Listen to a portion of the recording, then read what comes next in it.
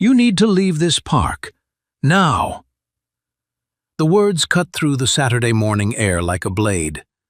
Jordan Whitmore kept her eyes on the baseball field, watching her nephew Dante field a ground ball at shortstop. The metal bleachers pressed cold against her back despite the June sun. She didn't turn around, didn't acknowledge the voice behind her, because she knew exactly what would happen if she did. Officer Brad Keller moved into her peripheral vision, his bulk blocking the exit route between the bleacher rows. His hand rested on his duty belt in that casual way that wasn't casual at all. "Ma'am, I'm not going to ask twice," he said.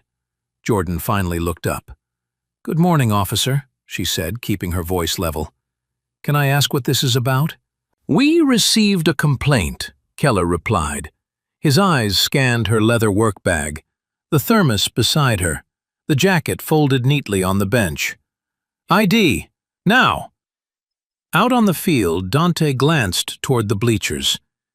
Even from 40 yards away, Jordan could see his smile falter. She forced herself to stay calm. "I'm happy to cooperate," she said, "but I need to understand the basis for this stop." Keller's jaw tightened. "Loitering," he said. "Park rules. No unaccompanied adults." Jordan's eyes shifted to the yellow sign posted at the field entrance. The black letters were clear even from this distance. "No loitering. 10 p.m. to 6 a.m. She checked her watch. 10:15 in the morning. "Officer, that sign specifies nighttime hours," she said. "It's just after 10 a.m. "Don't get smart with me," Keller snapped. "ID, now." Later, when she pulled the 9111 logs through the public records request, Jordan would see the call that started everything. The timestamp read 9:47 a.m. The caller's voice, preserved in digital clarity, said, "There's a black woman, alone at the bleachers. No children with her. She's just staring at the children." The dispatcher's note would be even more damning. "Caller is white female. State subject has done nothing illegal but feels unsafe." But that was later. Right now, Jordan reached slowly for her bag, her fingers brushing past the leather case she'd carried for 16 years. The one she couldn't show him. Not yet. The morning had started the way every Saturday morning started for the past 3 years. Jordan's alarm went off at 6:30. She woke before Dante, had breakfast ready when he shuffled into the kitchen in his rumpled Little League uniform. "Eggs or cereal?" she asked, already knowing the answer. "Cereal," Dante mumbled, climbing onto the kitchen stool. "The honey kind." Jordan poured the cereal and watched him eat. She'd packed his equipment bag the night before, checked his glove, cleaned his cleats. These small rituals mattered. They were the scaffolding that held their life together. "Auntie Jay," Dante said between bites, "why do people always stare at us?" Jordan's hand paused on her coffee mug. "What do you mean, baby?" she asked. "Like at the grocery store yesterday. That lady kept looking at us, like she was waiting for something bad to happen." Jordan had noticed the woman too, the way her eyes had followed them down the cereal aisle, lingered on Jordan's work bag, tracked Dante's movements as if he might suddenly pocket something. "They're just curious," Jordan said, hating the lie. "People notice things that are different. Just ignore them." Dante nodded, but his eyes held that look, the one that said he was learning lessons she wished she didn't have to teach. "Where in the world are you watching from? Drop a comment below." They arrived at Lincoln Park at 9:38. Jordan parked in her usual spot, 2 spaces from the field entrance. She'd chosen it deliberately, close enough to see the field, but with 2 exit routes if needed. The path to the main road was clear on her left. The service road behind the concession stand offered a second option. She noted these things automatically, the way some people noticed cloud formations. She'd learned long ago that awareness prevented problems. Where civilians saw a peaceful Saturday morning, she saw angles, vulnerabilities, escape routes. The bleachers were filling with parents. Jordan recognized most by now, though few had learned her name. They clustered in their usual groups, sharing coffee, discussing carpools and weekend plans. Jordan sat apart, 3 rows up on the visitors' side. She couldn't commit to their rhythms. Her work schedule was unpredictable. She couldn't promise carpool rides when she might be gone for days. A woman in yoga pants and a pristine white visor approached. Christine Holloway. Jordan had learned her name from the team roster, though they'd never spoken. "Hi there," Christine said, climbing the bleacher steps. "I don't think we've met properly. Are you Dante's mom?" "His aunt," Jordan replied. "Jordan." Christine's smile didn't reach her eyes. Her gaze dropped to Jordan's leather work bag. Professional. Expensive. "Oh, how nice," Christine said. "And what do you do, Jordan?" "Government work," Jordan said. "Consulting." Christine's eyebrows rose. "Oh, like social services?" she asked. The assumption hung between them.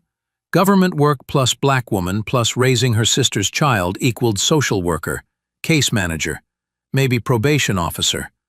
Never anything with real authority. Never anything requiring a federal badge. "Something like that," Jordan said, offering nothing more. Christine lingered another moment, her eyes moving from Jordan's face to her bag and back.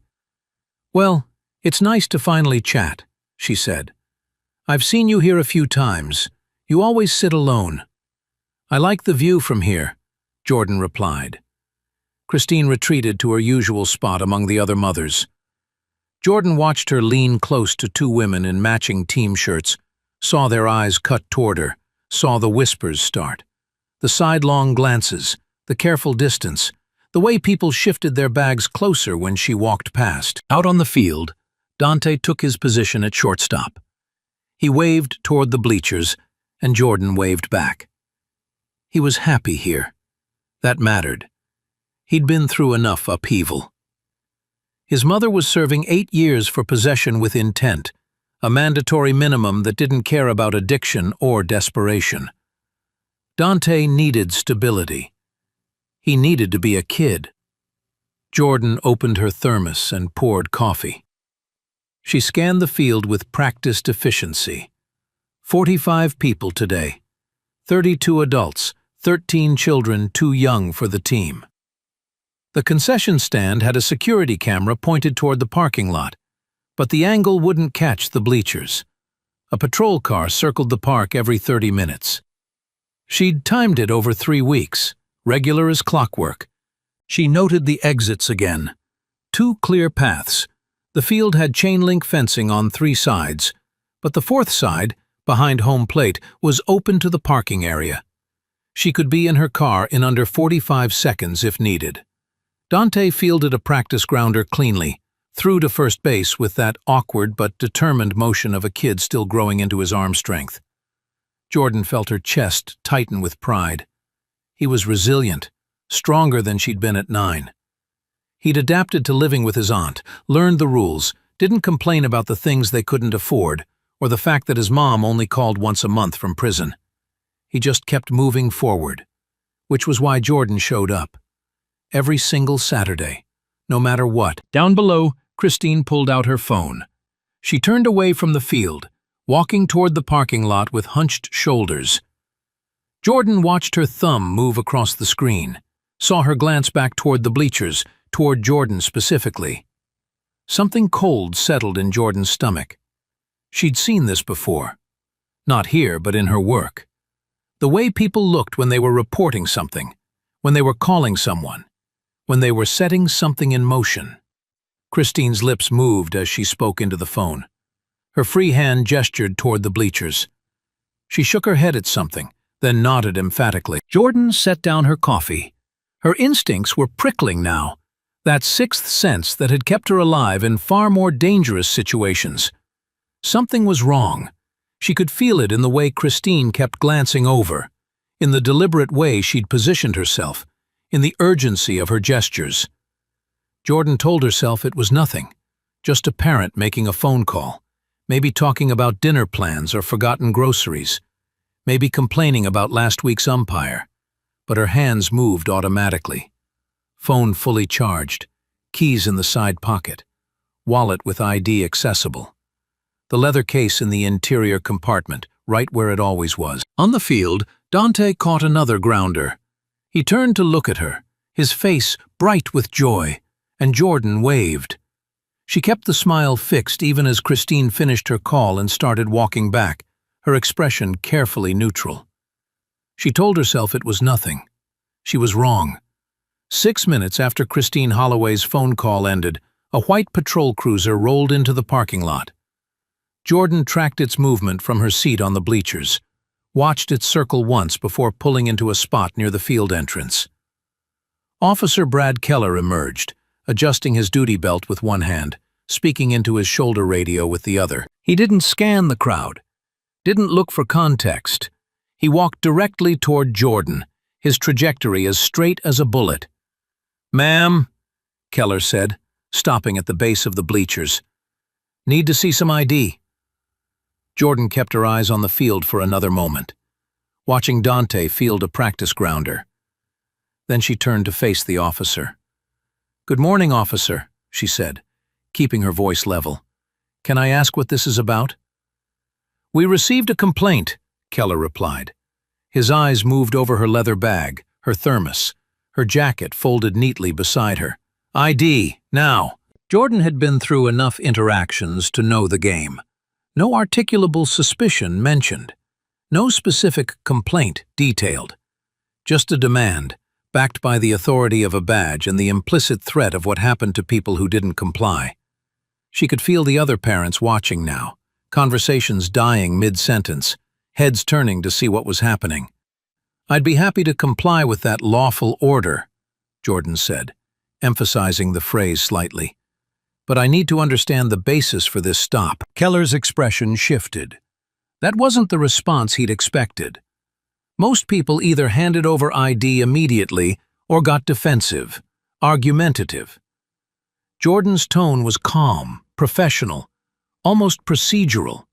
"The basis," Keller said, his voice hardening, "is that I'm a police officer and I asked you a question. That's all the basis you need." Jordan held his gaze. She'd filed enough reports to know how this would read later. Subject became argumentative. Refused to cooperate with officers' lawful commands. Displayed suspicious behavior warranting further investigation. The narrative was already being written in his head. Each word of her resistance transformed into evidence of guilt. "Officer, I'm not refusing," Jordan said. "I'm asking for clarification. What's the complaint?" "You're loitering," Keller said, gesturing toward the yellow sign at the field entrance. "Park rules. No unaccompanied adults." Jordan's eyes followed his gesture. The sign was clearly visible from where she sat, black letters on yellow metal. "No loitering, 10 p.m. to 6 a.m. She checked her watch deliberately, making sure Keller saw the gesture. "Officer, that sign specifies nighttime hours," she said. 10 p.m. to 6 a.m. It's currently 10:17 in the morning. "Don't tell me how to read a sign," Keller snapped. Around them, the atmosphere had changed. The crack of bats hitting balls continued, but the parent chatter had stopped. Everyone was watching now. Christine Holloway stood near the concession stand, arms crossed, phone still in her hand. Two other mothers had moved closer, whispering behind their hands. Out on the field, Dante glanced toward the bleachers. Even from 40 yards away, Jordan could see his smile falter, see him register that something was wrong. Jordan reached slowly for her bag, telegraphing her movements. "I have my driver's license," she said, "and I have the park permit confirmation email on my phone. I'm listed as an authorized adult for the team." "Just the ID," Keller said. Jordan pulled out her wallet, extracted her Illinois driver's license, and handed it up to him. Keller took it without looking at her face, tilting the card to catch the light, checking the photo against her features. Then he keyed his shoulder radio. "Copy. I have a black female, Jordan Whitmore, age 38, at Lincoln Park baseball field," he said, "running for wants and warrants." The words hit Jordan like a slap. Running her name through the system was standard procedure for some stops, but doing it out loud, making sure everyone within 50 feet heard it, that was performance. That was establishing narrative. That was making sure all the watching parents knew that the police were checking if she had a criminal record. Jordan's jaw tightened. She could end this, right now. Flash the credential case in her bag, watch Keller's face drain of color, watch him backpedal and apologize and retreat. But something held her back. Maybe it was the way Dante was watching from shortstop, his glove hanging loose at his side. Maybe it was the way Christine Holloway's expression had shifted to something like satisfaction. Maybe it was 16 years of experience that told her this moment needed to be documented, preserved, turned into evidence. A second patrol car pulled into the lot. Sergeant Dale Hutchins emerged, older than Keller, his uniform crisp and perfectly pressed. He walked with the careful precision of someone who'd learned to hide behind procedure, to weaponize policy manuals and departmental regulations. "What's the situation?" Hutchins asked Keller, not looking at Jordan. "Suspicious person call," Keller replied. "Subject is uncooperative. Refused to provide ID initially, now questioning the legitimacy of the stop." Jordan opened her mouth to correct him, to point out that she'd asked for clarification before complying, not refused. But Hutchins cut her off with a raised hand. "Ma'am, we're going to need you to come with us for questioning," Hutchins said. "Am I being detained?" Jordan asked. The question was precise, legal, the kind that forced officers to commit to a position. "We're conducting an investigation," Hutchins replied, his tone maddeningly neutral. "That's not an answer," Jordan said. "Am I free to leave?" Hutchins exchanged a glance with Keller. The radio at Keller's shoulder crackled. "Unit 12, be advised. Subject Whitmore has no wants or warrants. Record is clear." For a moment, Jordan thought that would be it. Clean record, valid ID, park permit on her phone proving she had every right to be there. They'd hand back her license, maybe warn her about something vague like loitering regulations, and leave. But Keller stepped closer instead, moving into what any tactical manual would call the intimidation zone. "You're coming with us," he said. "End of story." "On what grounds?" Jordan asked. "I've provided identification. I have a clean record. I've explained my presence here. What law have I broken?" "Obstruction," Hutchins said, the word delivered like a verdict. "You're obstructing our investigation." The irony would have been funny if it weren't so dangerous. She'd asked questions. She'd requested clarification. She'd complied with every lawful order while politely asserting her rights. And now, somehow, that compliance had transformed into obstruction. Footsteps pounded across the grass. Jordan's heart sank before she even turned her head. Dante was running toward them, his cleats kicking up small clouds of dirt, his face twisted with confusion and fear. "Auntie Jay!" he called out. "What's wrong? What's happening?" Jordan held up a hand, trying to stop him, to keep him away from this moment. But he was already there, breathless, looking between her and the officers with wide eyes. "It's okay, baby," Jordan said, forcing her voice to stay steady. "Just a misunderstanding. Go back to your team." "Son, this doesn't concern you," Hutchins said to Dante. "Go back to the field." Jordan's voice dropped to ice.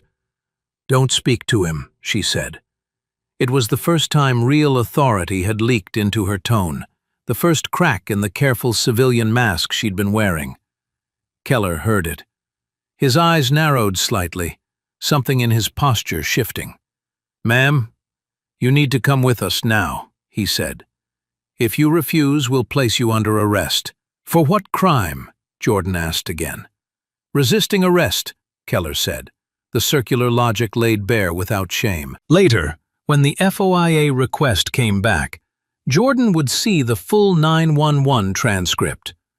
The timestamp showing Christine Holloway's call came in at 9:47 a.m., just as the first pitch was being thrown, the audio recording preserving her voice saying, "There's a black woman alone at the bleachers.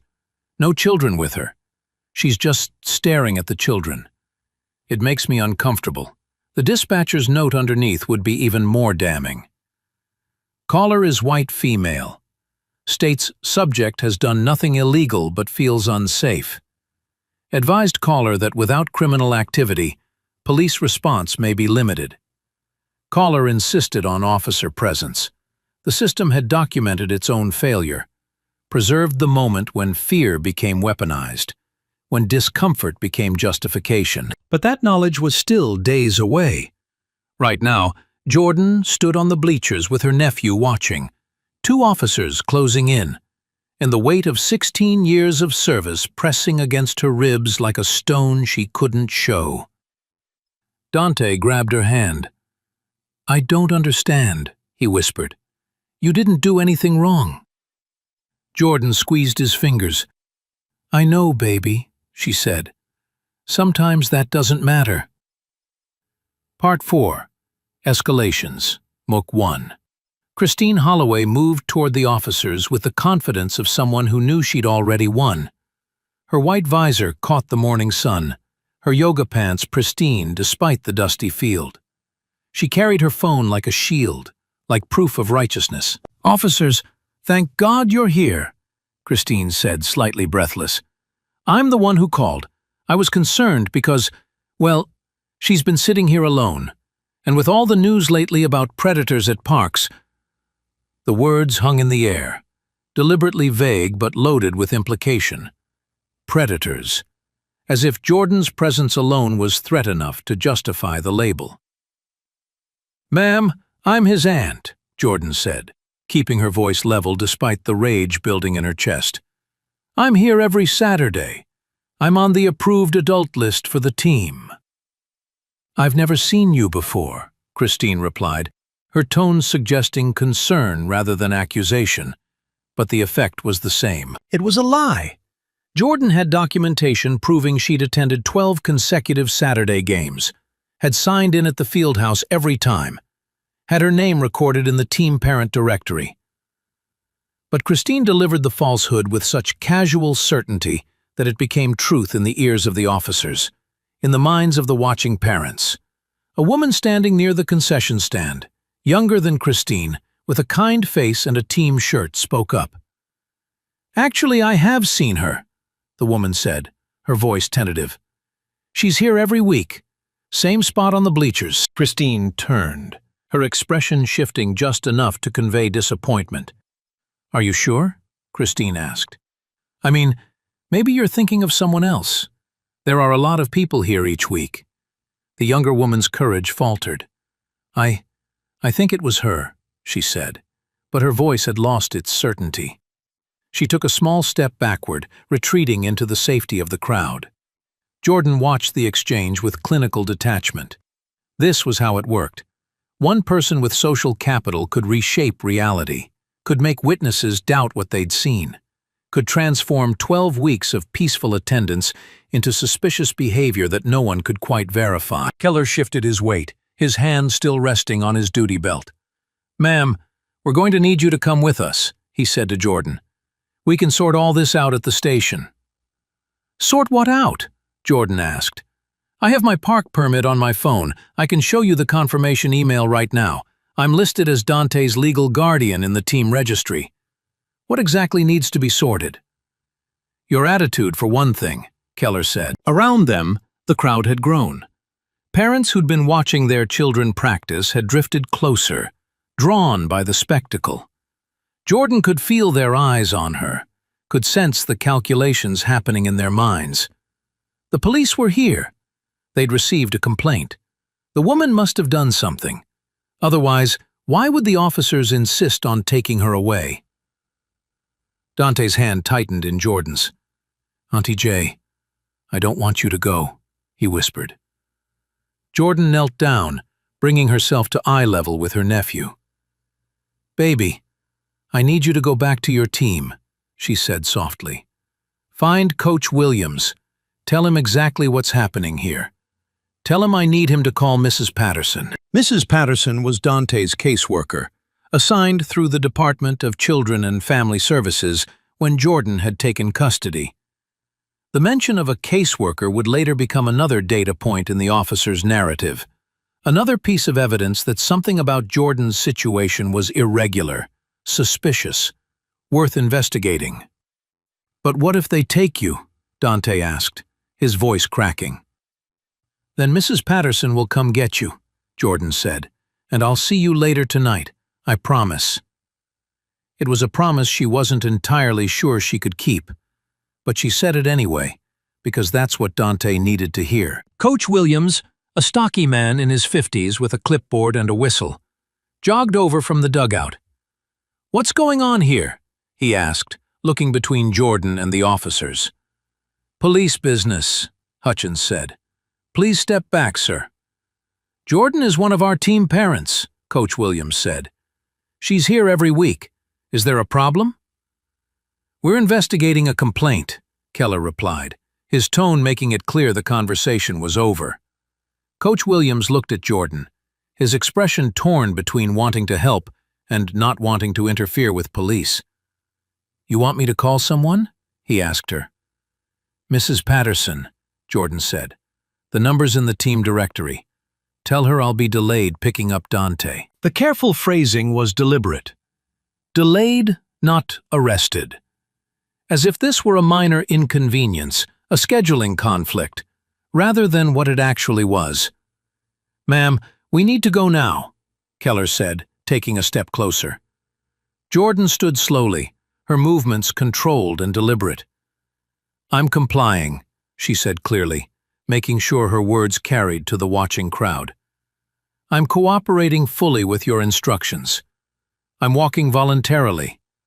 I'm not resisting." She was narrating her own actions, creating a verbal record that would contradict whatever report Keller would later write. She'd learned this technique from defense attorneys, from civil rights activists, from people who'd survived encounters with police by making their compliance so explicit that no one could later claim they'd been aggressive or threatening. Christine Holloway had pulled out her phone again, filming the scene. Other parents were doing the same now, a forest of phones raised and recording. Jordan caught glimpses of herself in the screens, saw how she must look to them. A black woman being escorted away by police while her nephew cried. Exactly the kind of scene that would be captioned and shared and debated in neighborhood Facebook groups, transformed into evidence of whatever people wanted to believe about who belonged in their parks and who didn't. As they walked toward the patrol cars, Jordan's phone buzzed in her pocket. She could feel it vibrating against her hip, could imagine the caller ID showing Agent Chen's name, her supervisor trying to reach her for the weekly check-in they'd scheduled for 10:30. But Keller had already made it clear she wasn't allowed to answer. The morning sun felt too bright, too cheerful for what was happening. Birds sang in the trees lining the parking lot. A child's laughter carried from a playground on the far side of the park. The world continued its pleasant Saturday rhythm, while Jordan's life tilted into something else entirely. Behind them, Dante's voice rose above the crowd noise. "She didn't do anything. You can't take her. She was just watching me play." Jordan didn't turn around, couldn't turn around, because if she saw his face, saw the tears she knew were falling, she might do something that would make this situation worse. She might let the careful control slip. She might show exactly how much rage was burning beneath her calm exterior. So she kept walking, kept her shoulders straight, kept her breathing even. She'd been trained for worse than this. She'd faced armed fugitives and hostile witnesses and situations where one wrong move meant death. She could handle 2 suburban cops with inflated egos and a skewed sense of authority. She could handle it because she had to, because Dante was watching, because 16 years of service had taught her that sometimes the best weapon wasn't force but patience. The system had rules, procedures, chains of custody and review boards and oversight mechanisms. They might twist those rules in the moment, but eventually, with the right documentation and the right evidence, the truth would surface. She just had to survive long enough to make that happen. They were halfway across the parking lot when Jordan's phone buzzed again, the vibration insistent against her hip. She knew without looking that it was Agent Simone Chen, her supervisor at the U.S. Marshal's service. Their weekly check-in was scheduled for 10:30, and Chen was nothing if not punctual. "My phone is ringing," Jordan said, stopping. "I need to answer it." "Keep walking," Keller said, his hand moving to her elbow. "Officer, it's my employer," Jordan said. "They're expecting my call. If I don't answer, they'll assume something's wrong." Which was exactly true. Chen knew Jordan's Saturday routine, knew she was at Dante's game, knew that missing a scheduled check-in meant either emergency or trouble. The Marshal's service didn't take silence lightly from their deputies, especially not ones who worked fugitive apprehension. "You can call them back from the station," Hutchins said, moving to Jordan's other side. The two officers flanked her now, a formation designed to control movement, to prevent escape, to demonstrate authority to anyone watching. Jordan's phone continued to buzz. "This is a professional call," she said. "I have a right to inform my employer of my location." "You have the right to remain silent," Keller said with a smirk. "Maybe exercise that one." The phone stopped buzzing. 5 seconds passed. Then it started again.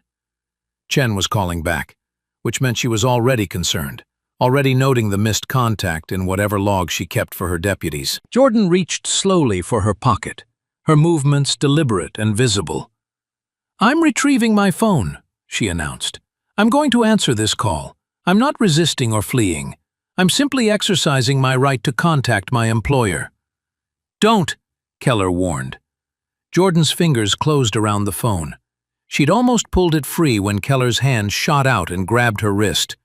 His grip was tight, painful, his fingers digging into the tendons.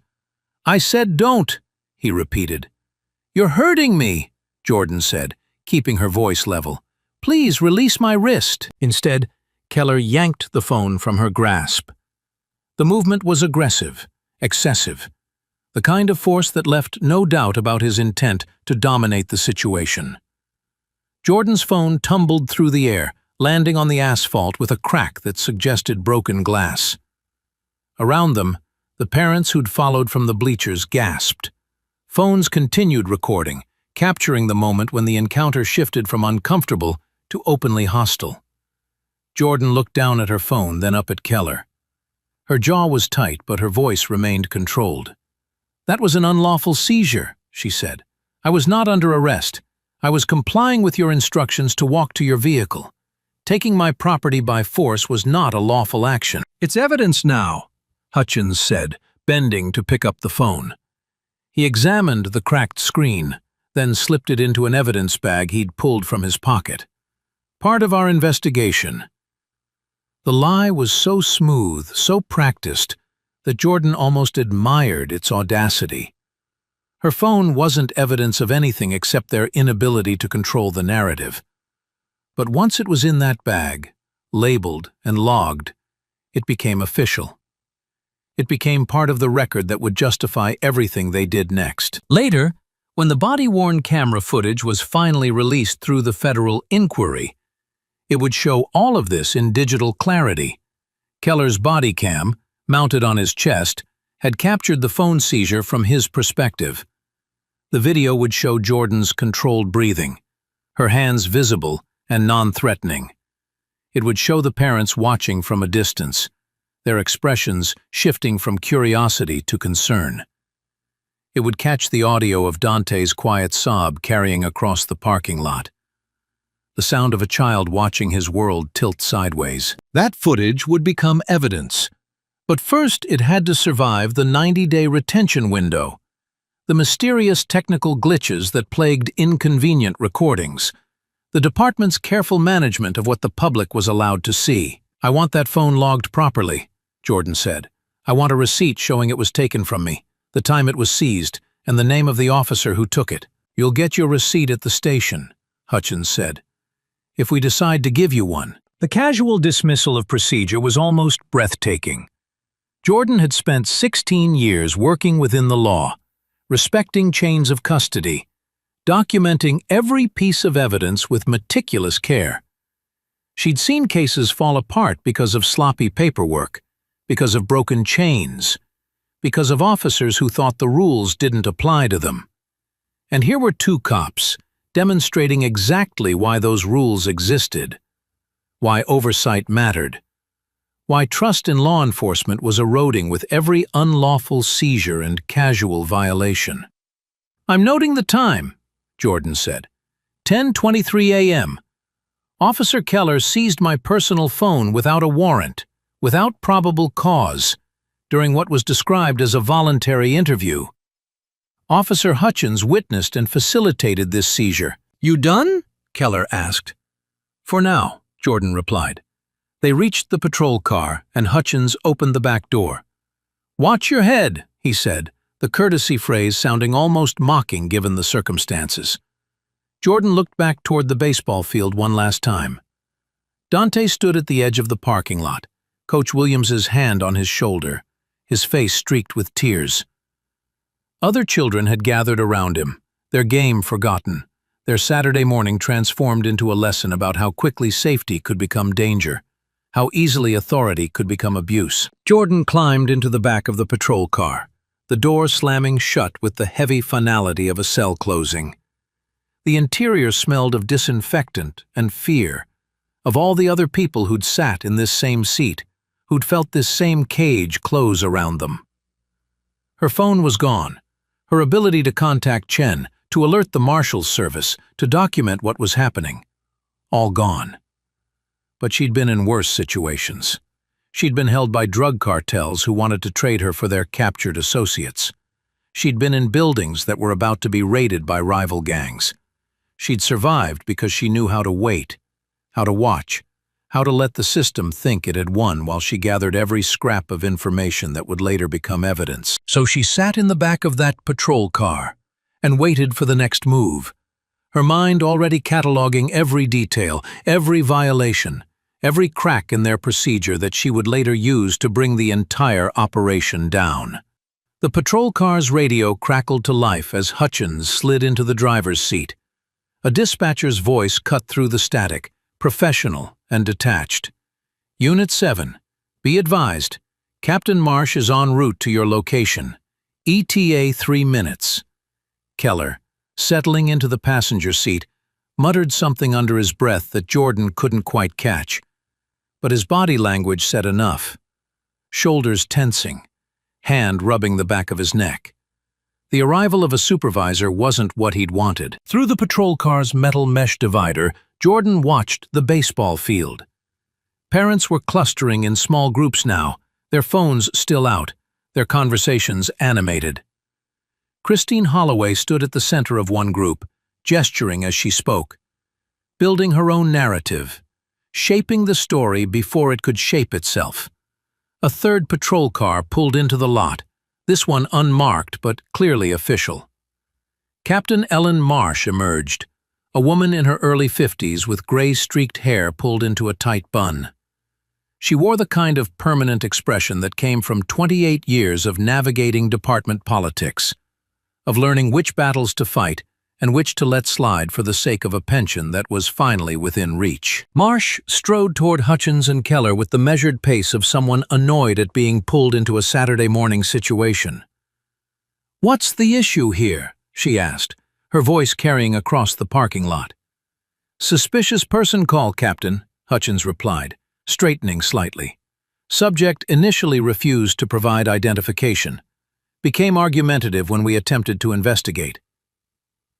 Jordan's jaw clenched. The rewriting of history was already underway. Initially refused had replaced asked for clarification. Argumentative had replaced exercising her rights. The truth was being sanded down, reshaped, made to fit the narrative they needed. "Did she break a law?" Marsh asked, pulling out a small notebook. Keller hesitated. "Loitering, Captain. Potentially trespassing on park property." "Which one?" Marsh's pen hovered over the paper. "The sign says, 'No loitering,'" Keller said, his voice less certain now. She was sitting alone on the bleachers with no children present. Marsh looked toward the bleachers, then at the yellow sign by the entrance. Jordan could see her reading it, noting the time restrictions. doing the mental calculation that any competent officer would do. The sign specified nighttime hours. It was mid-morning. The loitering charge wouldn't hold. And the trespassing? Marsh asked. She's uncooperative, Keller said, pivoting when the legal ground beneath him crumbled. Aggressive attitude. Questioning our authority to conduct the stop. There it was, the real charge. Not loitering or trespassing or any actual crime. The charge was attitude. The crime was refusing to accept humiliation quietly. Marsh walked to the patrol car and peered through the window at Jordan. Their eyes met, and Jordan saw the calculation happening behind the captain's expression. A black woman, leather work bag, well-spoken enough to know her rights. The mention of government work. This could be a problem if handled wrong, could be a news story, could be a complaint that went to the mayor's office. But on the other hand, Christine Holloway was standing right there, along with a dozen other parents who voted in local elections, who attended city council meetings, who donated to campaigns. The kind of constituents who called the mayor directly if they felt unsafe in their own parks. Marsh straightened and walked back to Hutchins. "Take her in for questioning," she said, her voice loud enough for the watching crowd to hear. "We'll sort everything out at the station." "On what charge, Captain?" Jordan called through the closed window, making sure her words carried. Marsh turned, her expression carefully neutral. "Obstruction," she said. "You're obstructing our investigation." The circular logic was perfect in its simplicity. They were investigating her suspicious presence. She questioned their right to investigate. Therefore, she was obstructing. The fact that her questions were legal, that her presence was lawful, that the entire investigation was built on nothing more than one woman's discomfort. None of that mattered. The system had its own momentum now. Jordan sat back against the hard plastic seat. She'd expected this outcome the moment Marsh arrived and saw the crowd. A captain couldn't back down in front of constituents, couldn't admit that her officers had overstepped, couldn't undermine their authority even when they were clearly wrong. The institution protected itself first. Individual rights came second, if at all. Marsh turned to address the crowd of parents. "Folks, we appreciate your patience," she announced, her voice carrying authority and false reassurance in equal measure. "We're just following up on a legitimate concern. There's no danger. Please return to your activities." Some parents drifted back toward the bleachers, their curiosity satisfied, their faith in police authority reaffirmed. Others lingered, still filming, still watching. Jordan caught sight of Coach Williams on his phone, presumably calling Mrs. Patterson as she'd requested.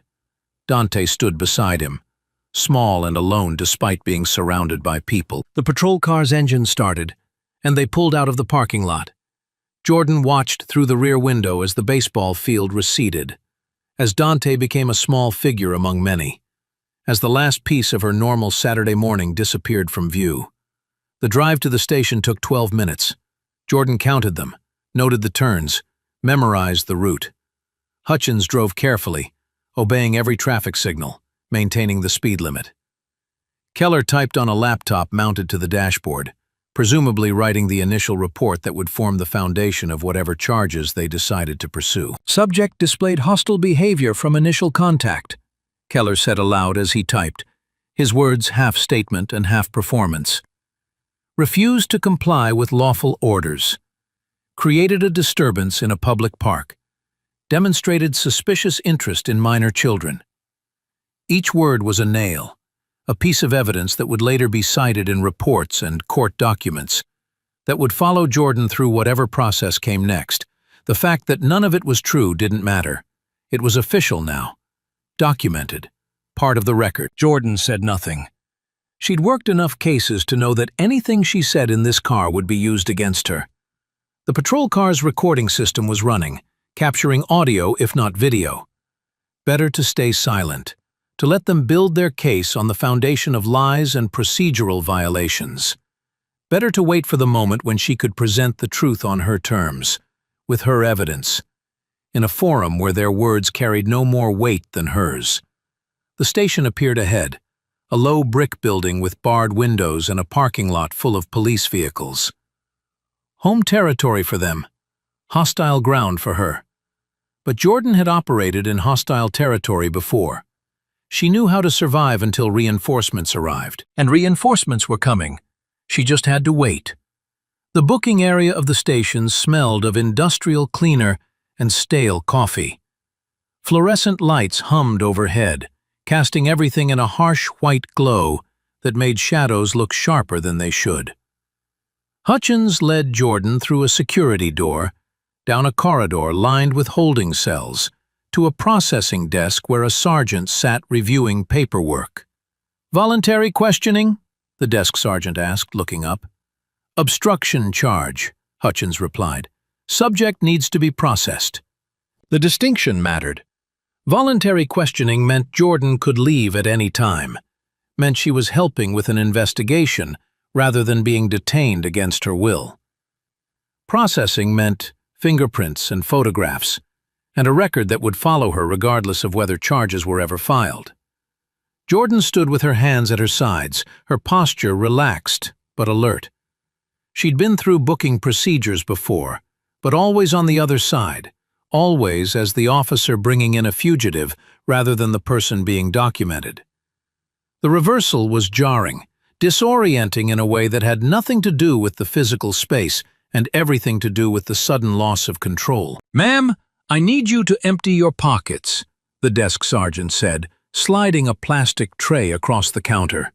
Jordan complied, placing her keys and wallet in the tray. Her hands moved slowly, deliberately, making sure every gesture was visible and unthreatening. "That's everything," she said. "The bag, too," Keller said from behind her. Jordan lifted her leather work bag and set it on the counter. The desk sergeant unzipped it, his hands moving through the contents with practiced efficiency. Phone charger, notepad, pens, a protein bar, sunglasses. And then his hands found the leather case in the interior compartment.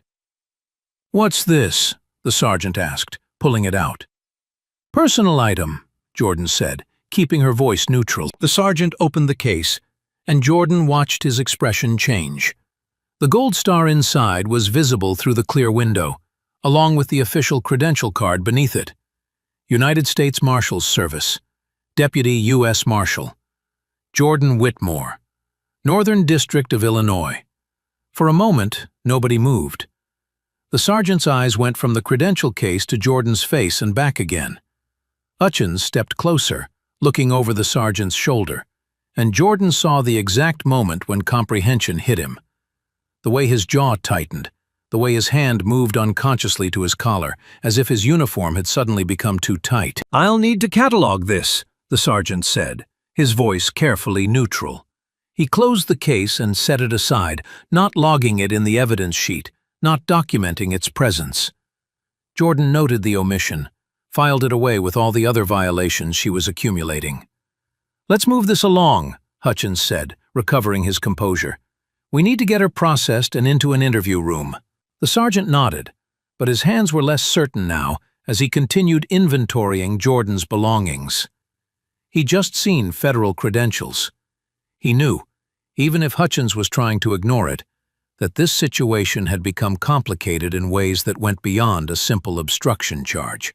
"Turn around, please," Keller said to Jordan. "Hands behind your back." "I'll walk voluntarily," Jordan said, not moving. "There's no need for restraints. I've complied with every instruction. I'm not a flight risk. I'm not violent. Handcuffs aren't necessary." "Not your call," Keller replied, pulling the cuffs from his belt. Jordan kept her hands visible, kept her voice steady. "Officer, I'm stating for the record that I'm complying voluntarily. Restraints are not required for my cooperation." Keller grabbed her right wrist, his grip unnecessarily rough. His fingers dug into the tendons hard enough to hurt, hard enough to make Jordan's hand go momentarily numb. It was pain compliance, a technique designed to force submission through discomfort.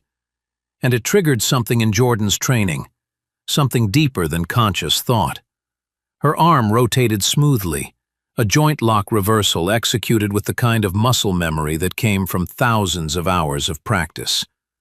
The movement wasn't aggressive, wasn't an attack, but it broke Keller's grip and left her wrist free. It happened in less than a second, fast enough that Keller stumbled backward slightly, his face flushing with surprise and anger. "She's resisting!" Keller shouted, loud enough for anyone in the station to hear. "Subject is physically resisting arrest." "I'm not resisting," Jordan said, her voice cutting through his accusation with clear precision. "You're using excessive force. My hands are visible. I'm not fleeing. I'm not attacking. You grabbed my wrist with unnecessary force and I adjusted my position. That's not resistance. That's self-protection." She was narrating her actions, creating an audio record that would contradict whatever report they filed later. Her hands remained at her sides, clearly visible, no threat to anyone. But Keller's pride had been wounded, his authority challenged. And that was more dangerous than any physical resistance could have been. "Turn around!" Keller demanded. "Now!" Jordan turned slowly, keeping her movements controlled. Keller moved in fast, yanking her arms behind her back with enough force to strain her shoulders. The handcuffs clicked shut, and Jordan felt the metal bite into her wrists. Too tight. Deliberately too tight. "These are too tight," she said clearly. "They're cutting off circulation. I'm requesting that they be loosened and that I receive a medical evaluation on record." "Noted," Hutchins said from across the room. But he didn't move to adjust the cuffs, didn't call for medical, didn't document her request in any visible way. The word was empty, a performance of procedure without any actual follow-through. Pain radiated up Jordan's arms from where the metal dug into her wrists. She could feel her fingers starting to tingle, the first warning sign of restricted blood flow. But she kept her breathing steady, kept her voice calm, kept demonstrating the kind of control that they apparently lacked. As they walked her toward the holding area, Jordan spoke again, her words delivered with the kind of precision that came from hearing them read aloud hundreds of times in courtrooms and interrogation rooms. "I'm invoking my right to remain silent," she said. "I request an attorney. I do not consent to any searches of my person or property beyond what is necessary for safety during booking." The Miranda warnings delivered perfectly, without hesitation, without the stammering confusion that most civilians showed when trying to remember their rights under pressure. Keller stopped walking, staring at her with an expression that mixed suspicion with something like unease. "How the hell do you know that?" he muttered. Jordan said nothing. She'd already invoked her right to silence. Anything she said now could only hurt her case.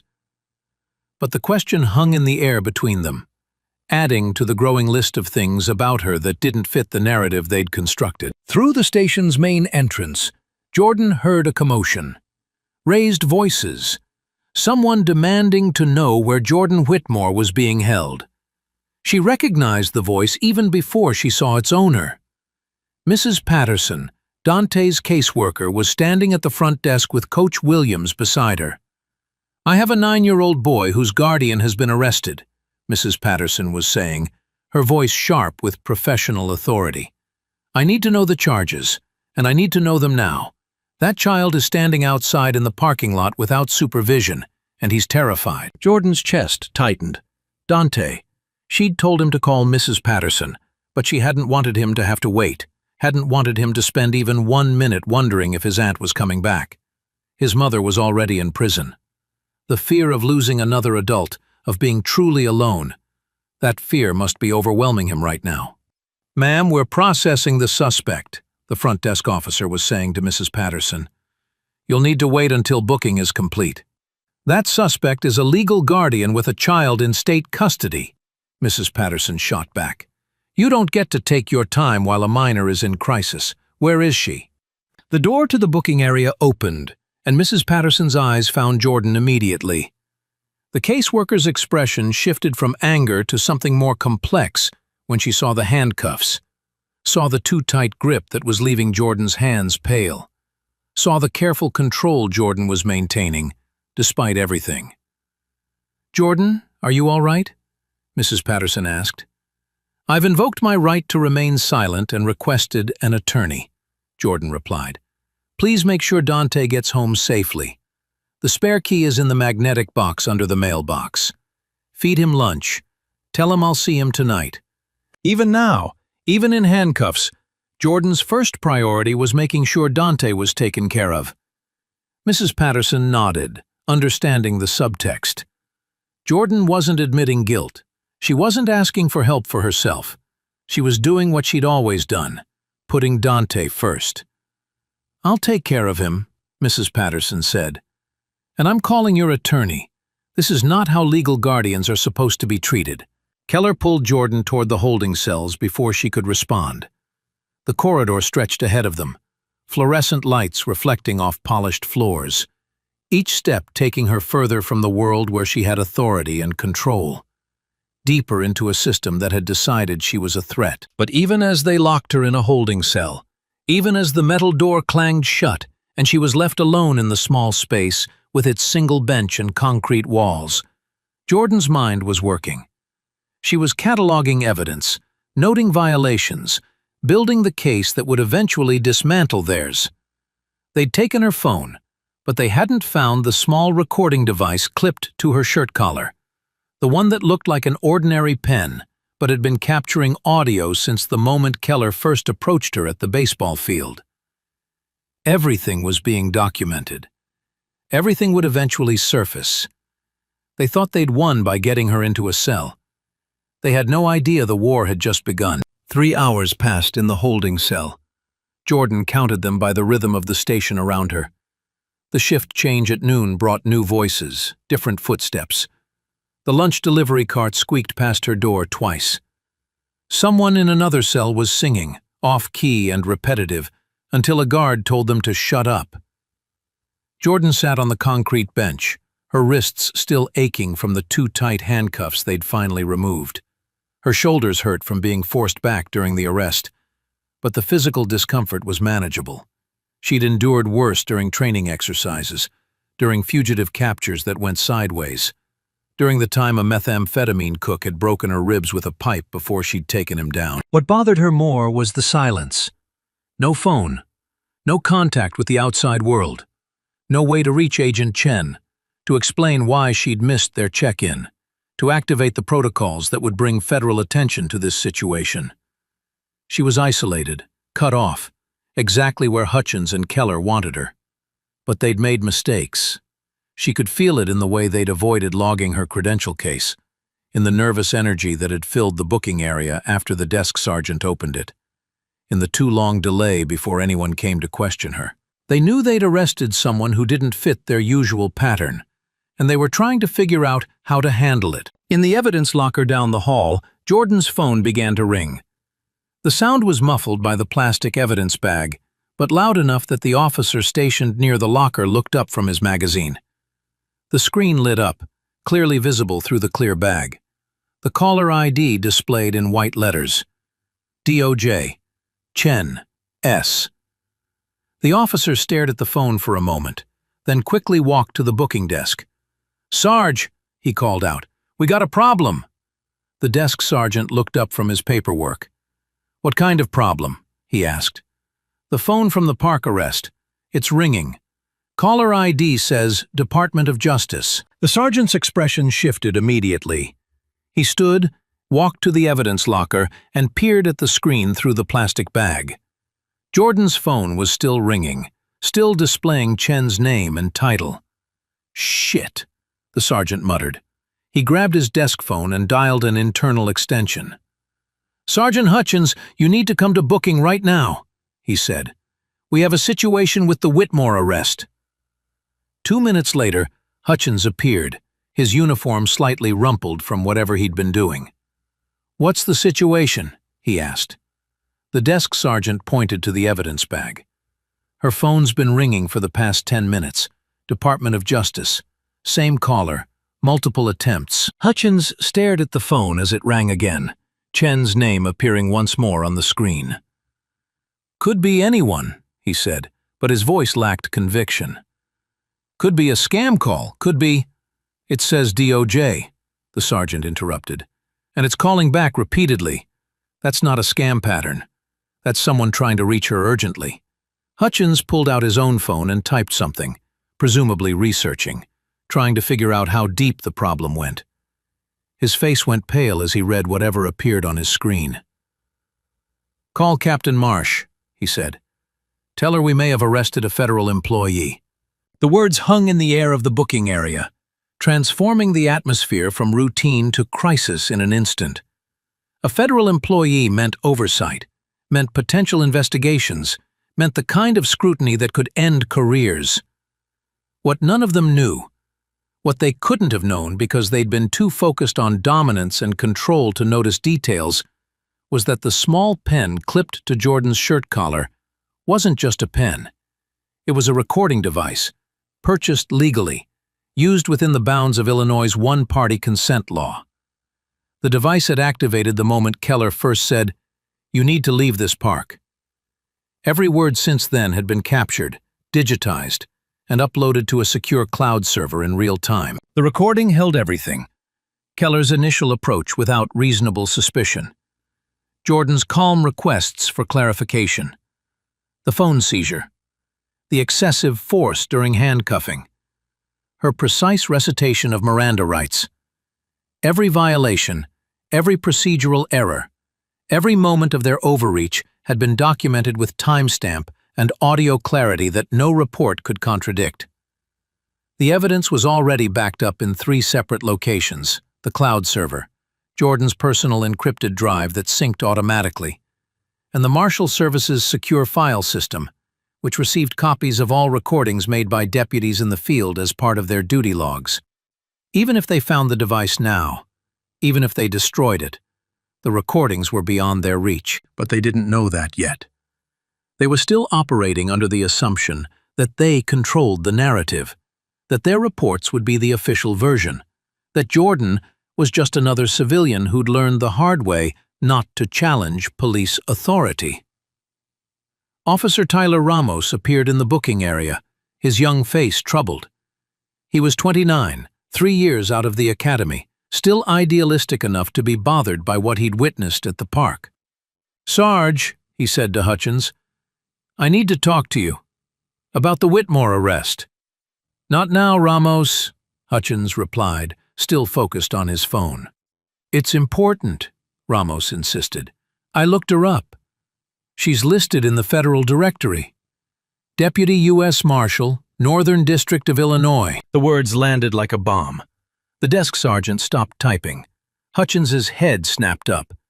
Even the officer who'd first noticed the phone ringing turned to stare. "What did you say?" Hutchins asked, his voice dangerously quiet. "Jordan Whitmore," Ramos repeated. "Federal Employee Directory. She's been a deputy marshal for 16 years, Fugitive Apprehension Unit. I pulled her service record through the law enforcement database. She's legitimate." "Why the hell didn't you check this before we brought her in?" Hutchins demanded. "You didn't ask me to," Ramos replied. "You and Keller handled the whole thing. I was just there as backup. But when I saw her credential case during booking, I got curious, so I checked." Hutchins turned to the desk sergeant. "Did you log that credential case?" he asked. The sergeant's silence was answer enough. The credential case sat on a shelf behind the booking desk, visible but undocumented, as if pretending it didn't exist would somehow make it disappear. "Get Captain Marsh on the phone," Hutchins said. "Now!" While they scrambled, while panic spread through the booking area like a virus, Jordan sat in her holding cell and waited. She could hear the raised voices, could sense the shift in energy even through the thick metal door. Something had changed. Someone had figured out who she was, or at least part of it. The system was starting to crack. Her phone rang again in the evidence locker. Chen wasn't giving up. She'd keep calling, keep trying, keep escalating until someone told her where her deputy was and why she wasn't answering. The Marshal Service didn't abandon its own. They'd learned that lesson the hard way over decades of losing people in the field, of leaving families without answers. When a deputy went silent, the entire apparatus of federal law enforcement started moving. And it was moving now, whether Hutchins and Keller realized it or not. The clock was ticking. The recordings were stored. The evidence was mounting. Every minute they kept her in this cell was another nail in the case that would eventually dismantle their careers. Jordan leaned back against the concrete wall and allowed herself a small, cold smile. They'd wanted to teach her a lesson about knowing her place, about accepting humiliation quietly. Instead, they'd given her exactly what she needed: documentation, witnesses, a clear pattern of rights violations that even the most department-friendly review board couldn't ignore. The war wasn't over, but the first battle was already won. Captain Marsh arrived at the station 40 minutes later, her expression carefully controlled, but her movements sharp with irritation. She went directly to the booking area, where Hutchins and the desk sergeant waited with the kind of nervous energy that came from knowing a situation had spiraled beyond their control. "Show me everything," Marsh said, not bothering with pleasantries. The desk sergeant laid out Jordan's belongings on the counter: the wallet, the keys, the phone in its evidence bag, still showing missed calls from Agent Chen.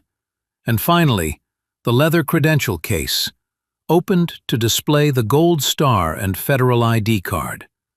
Marsh picked up the case, studying it with the practiced eye of someone who'd spent nearly 3 decades in law enforcement. She knew what a federal credential looked like, knew the weight and heft of it, knew that faking one was a federal crime that people rarely attempted. This was real. "You arrested a deputy U.S. Marshal," she said, her voice flat with the kind of controlled fury that was more dangerous than shouting. "For obstruction, at a children's baseball game." "Captain, we didn't know," Hutchins started. "She didn't identify herself, didn't show credentials." "She didn't have to identify herself," Marsh interrupted. "She wasn't committing a crime. You had no grounds for the stop, let alone an arrest." She set down the credential case and picked up Jordan's phone, noting the caller ID still visible on the screen. "And you've been ignoring calls from her supervisor at the Department of Justice for over 3 hours," Marsh continued. "Do you have any idea what kind of investigation this is going to trigger?" The desk sergeant and Hutchins exchanged glances. "We were trying to verify her employment," Hutchins said weakly. "For 3 hours?" Marsh's voice dripped with skepticism. "You could have called the U.S. Marshal's Service in 5 minutes. You could have checked the federal law enforcement database. Instead, you held a federal officer without cause, denied her access to communication, and violated approximately a dozen procedural requirements." She pulled out her phone and dialed.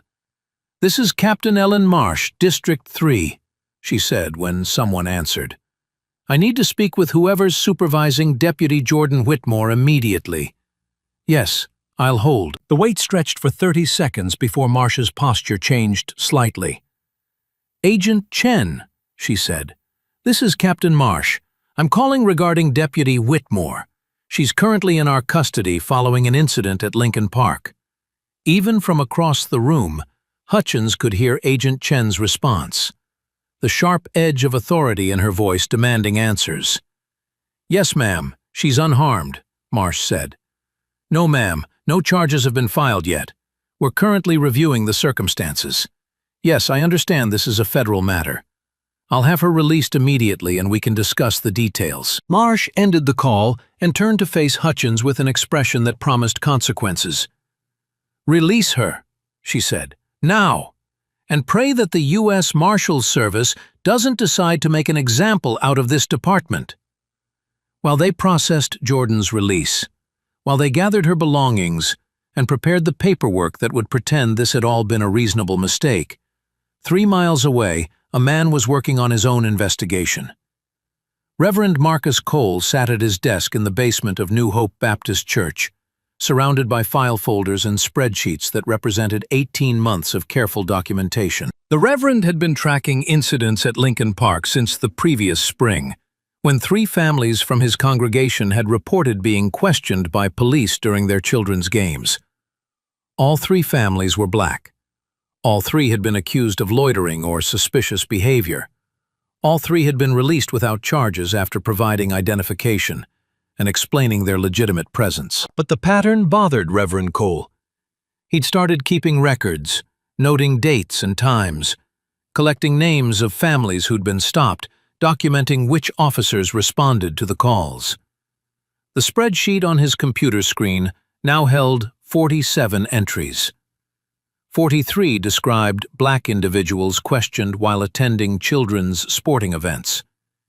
89% had been dismissed as unfounded after investigation. The pattern wasn't just clear, it was damning. He saved the file and attached it to an email addressed to the ACLU's Civil Rights Division.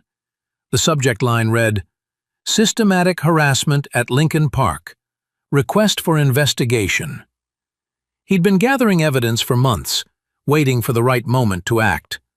The news of Jordan Whitmore's arrest, which had already spread through the community via text messages and social media posts, told him that moment had arrived. Back at the station, Jordan was finally led from her holding cell. The handcuffs stayed off this time. Hutchins walked ahead of her without making eye contact, his earlier aggression replaced by careful distance. They returned to the booking desk, where her belongings waited in a clear plastic bag. "Sign here," the desk sergeant said, sliding a property receipt across the counter. Jordan scanned the document before signing. Everything was listed except the credential case. "My federal credentials," she said. "They're not on the receipt." The desk sergeant reached behind the counter and added the leather case to the pile of belongings. "Administrative oversight," he muttered, not meeting her eyes. Jordan picked up the case and clipped it to her belt where it belonged. "I want copies of all reports filed regarding my detention," she said. "Body-worn camera footage from all officers present, radio communications logs, and the 911 call that initiated the response." "You'll need to file a formal request," Hutchins said. "I'm filing it now," Jordan replied. "Consider this your verbal notification that I'm requesting all records related to case number—" She glanced at the paper Hutchins was holding. 24-1527, under both the Freedom of Information Act and as a federal law enforcement officer conducting an investigation into civil rights violations. The legal language landed like stones. FOIA requests had timelines and penalties for non-compliance. Federal investigations had jurisdiction that superseded local authority. Jordan was putting them on notice that this wasn't over, that the arrest was just the beginning of a much longer process. "You're free to go," Hutchins said, the words clearly costing him something. Jordan collected her belongings, checking each item. Phone with cracked screen, wallet, keys. She powered on the phone, ignoring Hutchins's presence as she scrolled through the missed calls. 15 from Agent Chen, 3 from Mrs. Patterson, 7 from a number she didn't recognize. The voicemail icon showed 22 new messages. The station's front door opened, and Mrs. Patterson entered with Dante beside her. The boy's eyes were red from crying, his Little League uniform dirty from sitting on the ground, his hand clutching the caseworkers with desperate strength. "Auntie Jay!" Dante broke free and ran to her, wrapping his arms around her waist with enough force to make her stumble back a step. Jordan knelt down, holding him tight, feeling his shoulders shake with silent sobs. "I'm okay, baby," she whispered. "I'm right here. I'm okay." "They said you might not come back," Dante said against her shoulder. "They said people who get arrested sometimes don't come home." "Who said that?" Jordan asked, though she could guess. "The kids at the field. After you left. They were saying things about you, about us. Coach Williams made them stop, but I heard them." Jordan pulled back just enough to look at Dante's face. "Listen to me," she said. "I'm here. They can't keep me from you. I didn't do anything wrong, which means I'll always come back. Always. Do you understand?" Dante nodded, but his grip didn't loosen. Mrs. Patterson approached, her professional composure barely masking her anger. "We need to talk," the caseworker said to Jordan. "About what happened. About why a legal guardian was detained for 4 hours without notification to Child Services." "Not here," Jordan replied, standing and taking Dante's hand. "Let's go home first." They walked out of the station together, into the late afternoon sun that seemed too bright, too cheerful for what had happened. Jordan's car was still at the park, but Mrs. Patterson had driven Dante here in her own vehicle. They'd retrieve Jordan's car later, after Dante was calm, after the immediate crisis had passed. As they reached the parking lot, Jordan's phone rang. Agent Chen's name appeared on the cracked screen. Jordan answered immediately. "I'm okay," she said before Chen could speak. "I'm out. I'm with my nephew. I'll call you back in an hour with a full report."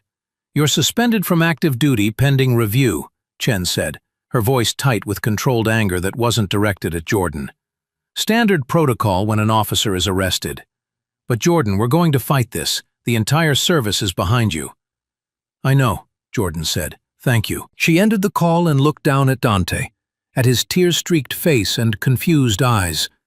She'd spent 16 years hunting people who'd evaded justice. Now she was hunting justice itself, and the people who thought they were above it. What would you do in her position? Comment below.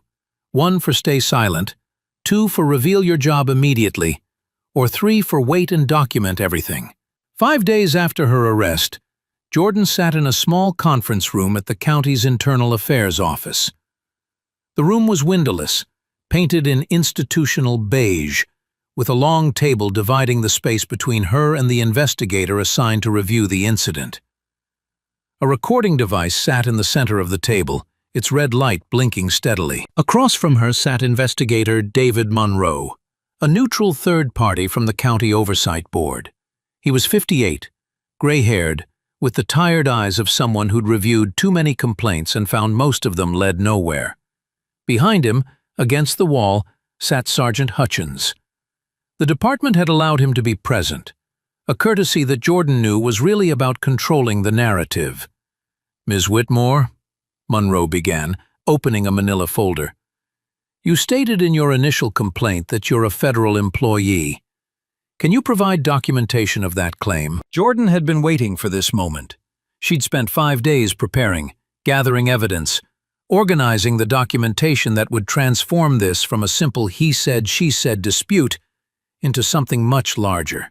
She reached into her bag and pulled out the leather credential case, placing it on the table between them. Monroe picked it up, opened it, and his expression shifted immediately. The gold star gleamed under the fluorescent lights, the credential card beneath it showing Jordan's photo, her name, her title, United States Marshal, Deputy U.S. Marshal, Jordan Whitmore, Fugitive Apprehension Unit, Northern District of Illinois. "You're a federal law enforcement officer," Monroe said, his voice careful, neutral, but his eyes had sharpened with new attention. "I've been a Deputy U.S. Marshal for 16 years, Jordan replied. "I hold a top-secret security clearance. I've served over 300 federal warrants. I've testified in federal court 47 times. My record is spotless." Monroe examined the credential case more closely, checking the hologram, the serial number, the official seals that marked it as genuine. "Why didn't you identify yourself during the initial encounter?" he asked. "Because I wasn't required to," Jordan said. "I wasn't on duty. I was attending my nephew's baseball game as a civilian. I had committed no crime. I had no obligation to present federal credentials during an unlawful stop." Hutchins shifted in his chair, and Monroe glanced back at him before returning his attention to Jordan. "The officer's report states you became argumentative and refused to cooperate," Monroe said. "That you created a disturbance and had to be detained for everyone's safety." Jordan had expected this. She'd read the reports they'd filed, the careful construction of lies that painted her as aggressive, suspicious, dangerous. But she'd prepared for it. "I have audio documentation that contradicts those reports," Jordan said. Monroe's eyebrows rose. "Audio documentation," he repeated. Jordan pulled a small device from her bag, setting it on the table. It looked like an ordinary pen, the kind thousands of professionals carried every day. "This is a recording device," she explained. "I activated it the moment Officer Keller first approached me at the baseball field. Illinois is a one-party consent state.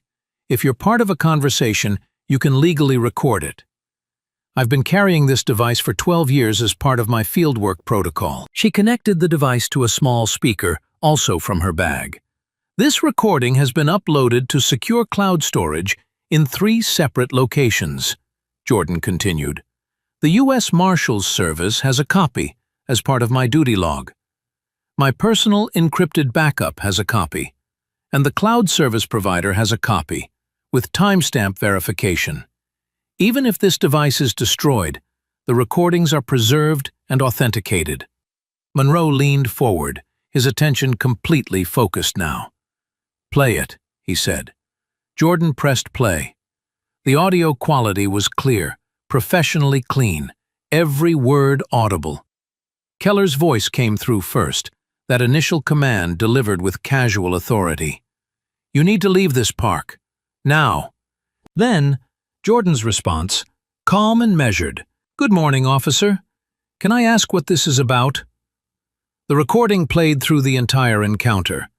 Keller's escalating aggression, Jordan's repeated requests for clarification, her calm compliance even as she questioned the legal basis for the stop. The moment when Keller seized her phone, the crack of it hitting the pavement, audible on the recording. Jordan's precise narration of her actions during the handcuffing, her perfect recitation of Miranda rights, and finally, Keller's muttered question that revealed how unexpected her knowledge was. "How the hell do you know that?" When the recording ended, the conference room was silent. Monroe's expression had transformed from neutral skepticism to something harder, more focused. Even Hutchins had gone pale, his earlier confidence evaporated. "Officer Keller approached you without stating reasonable suspicion," Monroe said, his voice now carrying the tone of someone building a case rather than just reviewing a complaint. "He demanded identification without legal basis. He seized your phone through excessive force, and according to this recording, you never became argumentative or created a disturbance. You remained calm and compliant throughout." "That's correct," Jordan replied. "Everything in the officer's reports about my behavior is false. The recording proves it." Hutchins finally spoke up, his voice tight. "That recording could be edited," he said. "We have no way to verify its authenticity." Jordan turned to look at him directly. "The recording includes metadata showing continuous capture without interruption," she said. "The cloud service provider can verify the upload timestamps. The U.S. Marshal's service has certified it as part of my official duty log. And the device itself can be examined by a forensic expert to confirm it hasn't been tampered with." She paused, letting that sink in. "But if you'd like additional verification," she continued, "Officer Keller was wearing a body-worn camera. His footage will show the same events from his perspective. I've already requested that footage through official channels." Monroe made a note on his pad. "The body-worn camera footage is being reviewed," he said. "We should have it available within the next few days." "I'd like to address something else," Jordan said, pulling another document from her bag. "During my booking, Sergeant Hutchins examined my credential case. He opened it, read it, and then set it aside without logging it in the evidence inventory. That's evidence suppression. That's a deliberate attempt to hide the fact that he knew he'd arrested a federal officer." Hutchins's face flushed red. "I didn't know what it was," he protested. "I glanced at it, but I didn't have time to—" "You had 4 hours," Jordan interrupted, her voice sharp now. 4 hours while I was held in a cell. 4 hours during which my supervisor at the Department of Justice called my phone 15 times. 4 hours during which you failed to notify federal authorities that one of their officers was in custody. That's not an oversight. That's intentional." Monroe's pen moved rapidly across his notepad. "Ms. Whitmore," he said, "or should I say Deputy Whitmore, these are serious allegations. Evidence suppression, false arrest, excessive force, failure to notify federal authorities. You understand that if these claims are substantiated, We're looking at potential federal charges against the officers involved. I understand exactly what we're looking at, Jordan replied. I've worked law enforcement for 16 years. I know what happens when officers abuse their authority. I know the system is designed to protect them.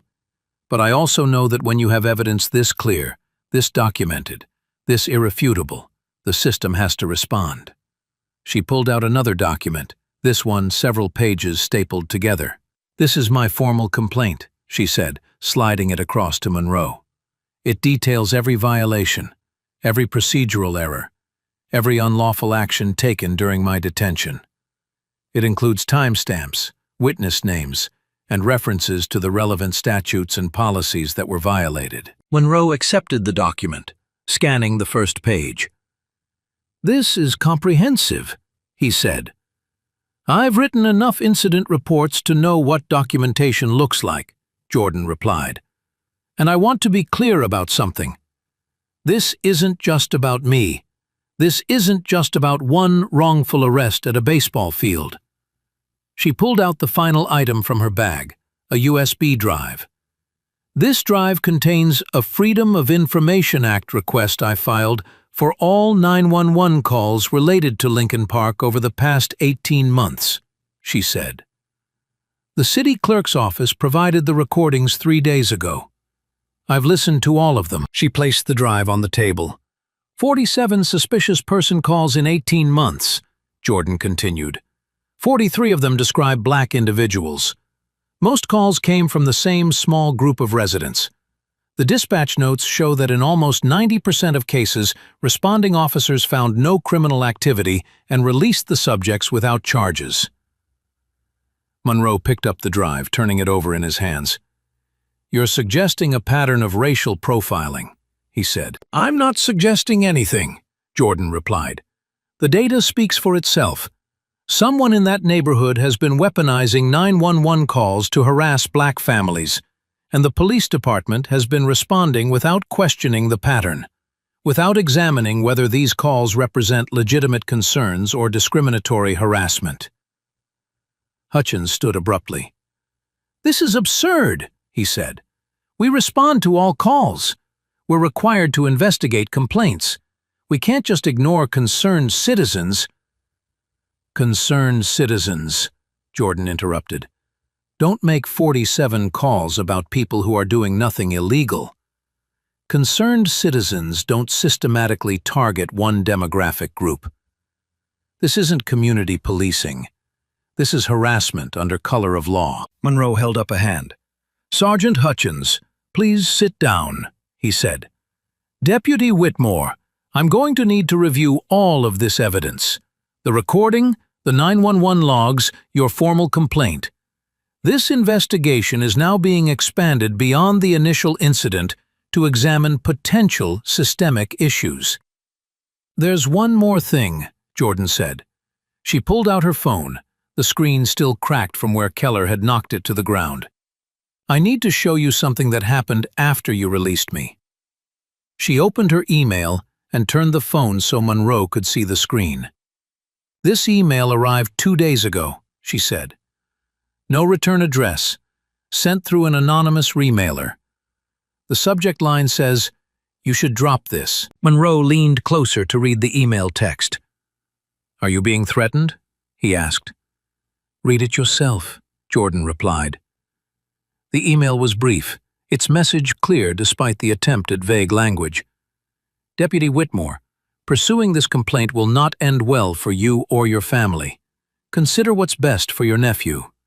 The community has long memories. Think carefully before you proceed. Monroe sat back in his chair, his expression grim.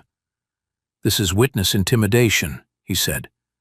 Have you reported this to your federal supervisors? I've reported it to Agent Chen, my direct supervisor, Jordan confirmed. The Marshal's service is treating it as a threat against a federal officer. They're investigating the source. The conference room felt smaller now, the weight of accumulated evidence pressing down on everyone present. Hutchins looked like he wanted to be anywhere else. Monroe's expression had shifted from neutral investigator to someone realizing that the case he'd expected to be routine paperwork had become something much more significant. Jordan gathered her documents, placing them back in her bag with the same methodical care she'd used to present them. "I want justice," she said, "not just for myself, but for everyone who's been targeted by this pattern. Every black family that's been harassed at that park. Every person who is too afraid or too poor or too worn down to fight back." "This investigation will take time," Monroe said. "We have procedures, protocols." "I know the procedures," Jordan interrupted. "I've been on the other side of them for 16 years. I know how long they take. I know how they can be delayed, obstructed, buried under bureaucracy. That's why I'm not waiting." She stood, and Monroe stood with her. "What does that mean?" he asked. "It means I'm taking this public," Jordan replied. "There's a city council meeting scheduled for next week. It's a public forum. Anyone can speak. I'm going to present all of this evidence there, in front of the council, in front of the press, in front of the community. I'm going to make sure everyone knows what happened and why it matters." The city council chamber was packed beyond capacity. Every seat filled, people standing along the walls, overflow crowds gathering in the hallway outside. News cameras lined the back row, their red recording lights creating a constellation of attention. Jordan stood near the rear entrance, watching the room fill with faces she recognized and many she didn't. Reverend Marcus Cole had organized the turnout with the efficiency of someone who'd spent decades mobilizing communities.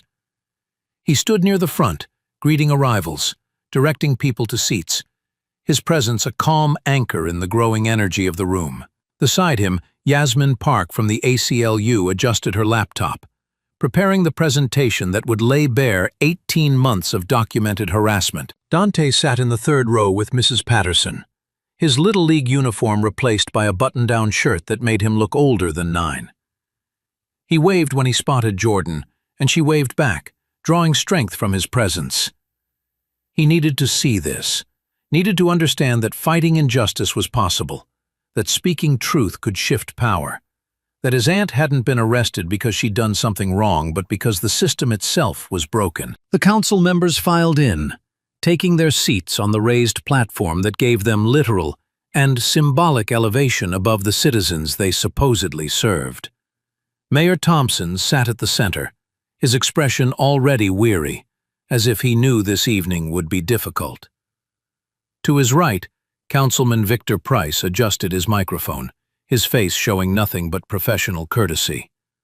But Jordan noticed how his eyes kept scanning the crowd, how his fingers tapped nervously against his leather portfolio. Mayor Thompson brought the gavel down. "This meeting of the City Council is now in session," he announced. "We'll begin with public comment. First speaker is Christine Holloway." Christine approached the microphone with the confidence of someone who'd never been told no by anyone who mattered. Her white visor was gone, replaced by business casual attire that suggested respectability and concern. "Thank you, Mayor Thompson," she began. "I called the police to Lincoln Park because I was concerned for the safety of the children. We've had issues at that park, and when I saw an unfamiliar woman sitting alone, watching the field, I did what any responsible community member would do. I reported a potential threat." Murmurs rippled through the crowd. Reverend Cole stood, his voice carrying across the chamber. "What issues?" he asked. "Be specific, Ms. Holloway." Christine's composure flickered. "Well, there have been suspicious people," she said. "Reports of concerning behavior." "Meaning black people?" Yasmin Park interjected from her seat. "Because that's what the data shows." "I didn't say that," Christine protested. "I never mentioned race. This isn't about race, it's about safety." Yasmin stood and approached the presentation screen at the front of the chamber. "Then let's look at the data," she said, opening her laptop. The screen behind the council members lit up with a spreadsheet, numbers and categories arranged in neat columns. "This is 18 months of 911 calls to Lincoln Park," Yasmin explained. her voice carrying the authority of someone who'd built cases on evidence rather than emotion. 47 calls total, all reporting suspicious persons or concerning behavior. Let me break down the demographics. She clicked, and a pie chart appeared. The visual was stark, undeniable. 43 of those 47 calls, 91%, describe Black individuals, Yasmin continued. The remaining 4 calls describe Latinx individuals. 0 calls describe white subjects as suspicious. 0. The chamber went silent. Even the reporters had stopped typing, their attention fixed on the screen. Of those 43 calls about Black individuals, Yasmin continued, 42 were investigated and dismissed as unfounded. No criminal activity, no threatening behavior, just people existing in a public park. The only exception is Jordan Whitmore's arrest, which is currently under federal investigation for civil rights violations. Christine had retreated to her seat, her face flushed. The council members shifted uncomfortably, several looking at papers on their desks rather than at the presentation. "Councilman Price," Yasmin said, turning to address him directly. "Your firm, Safe Neighbor Patrol, holds a contract with the city for private security services, correct?" Price cleared his throat, his professional mask firmly in place. "That's public record, yes," he replied. "My firm provides supplementary security for city parks and facilities." "And your firm is paid per incident response?" Yasmin asked. "That's standard industry practice," Price said, but his voice had lost some of its confidence. "So when 911 calls increase, your revenue increases," Yasmin stated, clicking to the next slide. A graph appeared, showing 2 lines that tracked together with disturbing precision. "This blue line shows the number of suspicious person calls to Lincoln Park per month," Yasmin explained. "This red line shows payments to Safe Neighbor Patrol. Notice anything interesting?" The correlation was impossible to ignore. Before Price's contract was signed in January of the previous year, Lincoln Park averaged 8 calls per month. After the contract, the average jumped to 27 calls per month. A 340% increase. "You're profiting from racial profiling," Yasmin said, her voice sharp with accusation. "Every false call, every harassment of Black families, every officer responding to baseless complaints generates revenue for your company. You have a financial incentive to keep the calls coming." "That's a baseless insinuation," Price protested, standing now. "We respond to legitimate concerns. We don't control who calls 911. "But you benefit when they do," Yasmin replied. 82% of calls after your contract was signed describe people of color. 89% are dismissed as unfounded. This isn't security. It's a profit scheme built on discrimination.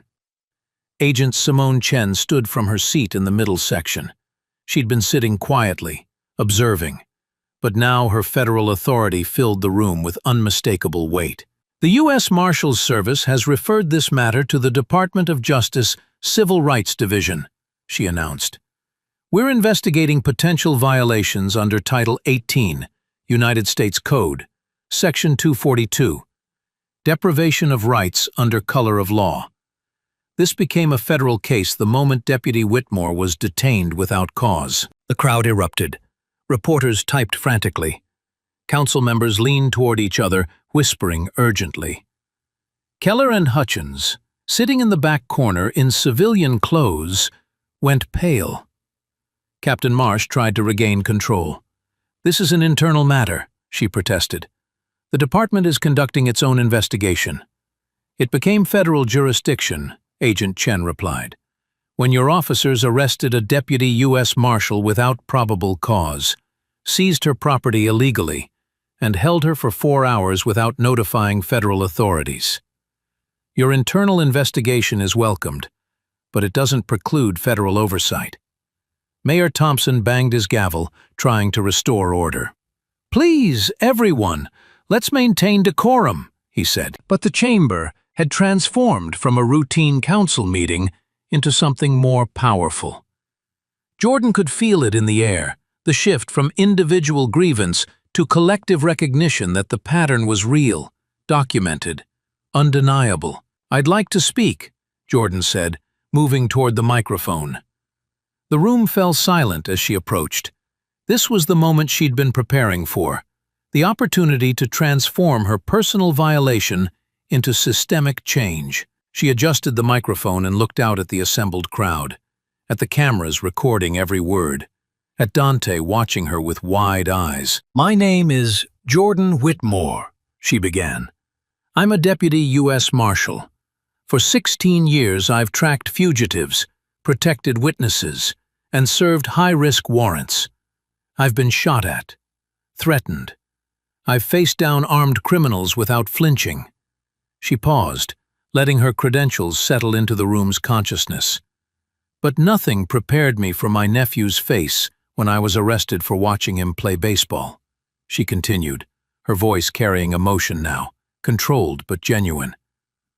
For the first time in his life, he learned that doing everything right wouldn't protect him, that even his aunt, a federal agent, could be treated like a criminal for existing in a public park. "This isn't about me," Jordan said. "It's about every black parent who's been told they're suspicious for attending their child's game. Every grandmother asked for identification while sitting on a bench. Every teenager stopped for loitering on their own street. It's about a system that sees our presence as threat rather than belonging." She looked directly at Christine Holloway. "You called 911 because my presence made you uncomfortable," Jordan said. "Not because I did anything wrong. Not because I threatened anyone. But because you'd rather weaponize the police than question your own prejudice." Then she turned to Price. "And you built a business model on that prejudice," she continued. "You profit when people like Ms. Holloway call. You profit when officers respond to baseless complaints. You profit from the harassment of families who have every right to be in those parks." "You wanted to make me leave," Jordan said, her voice rising with controlled passion. "You didn't. And I'm not leaving now, none of us are. Because this community deserves better than a system that treats some of its citizens as permanent suspects." The chamber erupted in applause. People stood, some crying, others shouting support. The news cameras captured it all, the moment when one woman's refusal to accept humiliation became a community's demand for justice. Mayor Thompson let the applause continue for a moment before banging his gavel. "Order, please," he said. "The council needs to discuss appropriate responses." But Jordan knew the real decision had already been made, not by the council, but by the people filling this chamber, by the reporters broadcasting this story, by the federal agents now examining every aspect of the department's practices. The system was being forced to respond not because it wanted to, but because the evidence was too clear, the witnesses too numerous, the documentation too thorough to ignore. Monroe, the internal affairs investigator, stood from his seat. "Mayor Thompson, members of the council," he said formally, "based on the preliminary findings of my investigation, I'm recommending that Officer Keller and Sergeant Hutchins be suspended without pay pending full disciplinary hearings. Captain Marsh's handling of the situation is also under review. Additionally," Monroe continued, "I'm recommending that the city immediately suspend its contract with Safe Neighbor Patrol, pending a full audit of billing practices and incident response patterns. The correlation between increased calls and increased payments requires thorough examination." Price stood abruptly, gathering his papers. "I need to recuse myself from this discussion," he said, his carefully maintained composure finally cracking, "due to potential conflicts of interest." The chamber watched him leave, his exit more damning than any accusation. Jordan felt something tight in her chest finally begin to ease. Not victory, not yet, but progress, movement, the first cracks in a system that had seemed impenetrable. Part 7. Resolution. 2 weeks after the city council meeting, Jordan pulled into Lincoln Park with Dante beside her. The Saturday morning air held the same warmth as that first arrest, but everything had shifted. She chose her usual spot and killed the engine. "You ready, baby?" she asked. Dante nodded, gripping his equipment bag tight. "What if people are still mean?" he asked. "Then we deal with it together," Jordan replied. "This is your team. This is your field." They walked toward the bleachers. Some parents smiled and waved, genuine now. Others looked away quickly, uncomfortable.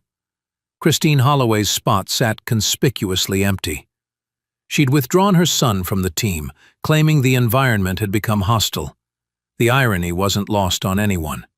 Coach Williams jogged over, relief clear on his face.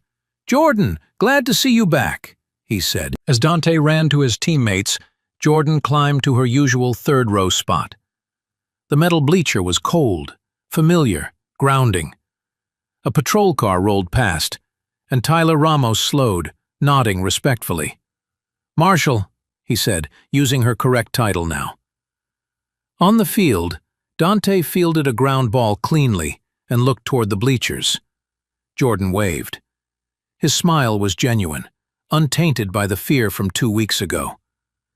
That alone made everything worth it. That evening, Jordan sat on her couch, watching the local news coverage.